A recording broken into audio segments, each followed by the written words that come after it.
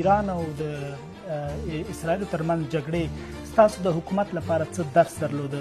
نه باید زموږ په تخنیک کې په پرمختګ ولرو، ټکنالوژي برخه کې پرمختګ ولرو، تمرکز په دې باندې ولرو. که مو پام کړی 1500 ورځې چې تېرې شوې تاسو سره مو خبرې وکړې، بیا چې 1000 ورځې پوره شوې تاسو سره مو مرکه درلوده. تاسو ویلې چې یو کمیټه کار کوي، ترتیب روان دی، جوړیږي. زه غواړم پوه شم چې دغه کمیټه ولې دا کار نشي خلاصولی؟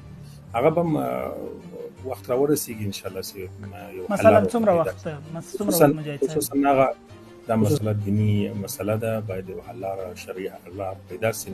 بهرنیو چارو د سیاسي مرستیال ستانکزي صاحب په اړه راته ویلي چې دی په یو اوږدې رخصتۍ تللی کورنۍ ته او بېرته راستنېږي.